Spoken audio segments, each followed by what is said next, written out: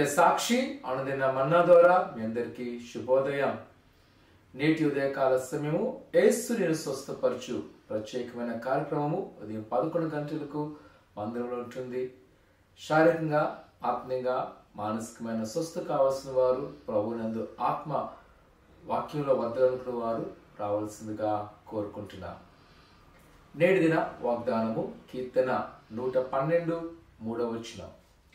కలిమియు సంపదియు వాని ఇంట నుండును, వాని నీతి నిత్యము నిలుచును. పరిశుద్ధుడైన దేవుని యొక్క వాగ్దానము మన పట్ల చాలా చక్కగా తెలియబడుతుంది. ఆయన యొక్క కలిమి, ఆయన యొక్క సమృద్ధి నిత్యము మన పక్షమున ఉన్నది.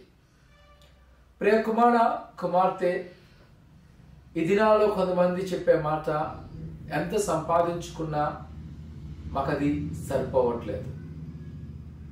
నిజమే. ఒకవేళ నీ దగ్గర ఉన్న వనరులు లేదా నువ్వు వెళ్ళే మార్గము అది క్లిష్టంగా ఉంది, నీ వల్ల అది కష్టం అనిపిస్తుందేమో. కానీ దేవుని యొక్క వాక్యం తెలియజేస్తుంది, కలిమియు సంపద ఆయన యొక్క హస్తములో ఉన్నాయి. ఆయన చిత్తము మన పట్ల ఉన్నది. ఆయన ప్రతి వారిని సమృద్ధి పరచగల దేవుడు. ఆయన మనను ఆశ్రయించగల సమర్థుడు.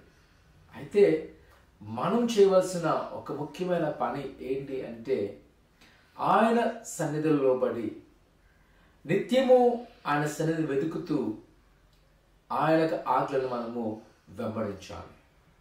ఏ కుటుంబం అయితే ఆయన మాటకు లోబడి జీవిస్తుందో ఈ వాగ్దానం వారి మీద ఖచ్చితంగా నెరవేర్చబడుతుంది.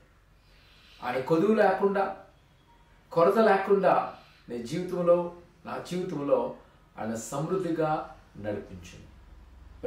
కుమార్తె, ఉదయకాల సమయంలో నువ్వు ఎలాంటి బాధతో ఉన్నా, దుఃఖముతో ఉన్నా, దేవుని కొరకైన అవస్థతో ఉన్నా దిగులు చెందక ఆయన వాగ్దానం ఎత్తి పట్టుకొని అడుగు, ప్రభువా నీ హస్తములో నీ యొక్క సమృద్ధిని నాకు దయచేయని అడుగు. కుమార్తె, దేవుడు ఖచ్చితంగా మనల్ని ఆయన ఆశీర్వదించును. ప్రార్థన చేసుకుందాం. పరిశుద్ధుడా, దేవానికి కొందాలు నీ బిడ్డలైన వారిని జ్ఞాపకం చేసుకొని నీ దేవాశీర్వాదంతో నింపండి. వారికున్న కొదులని తీసివేసి వారు ఏదో కోరుకున్నారో వారి కొద్దులు సిద్ధింపచేయండి. నీ కృపాక్షమలతో నింపండి. ఆయన వారి పట్ల మీరే చిత్తం కలుగున్నారో నీ సమృద్ధిని, ఆయన నీకు నా కృపను వారికి చూపించి వారి కోరికను ప్రతికూల సిద్ధింపచేసి బలపరచుమని యేసు నామమున తండ్రి, ఆమేన్. ఉదయకాల ఆరాధనకు వచ్చి దేవుని యొక్క దీవులు పొందవలసిందిగా కోరుకున్నాను. దేవుడు దీవించును గాక. ఆమేన్.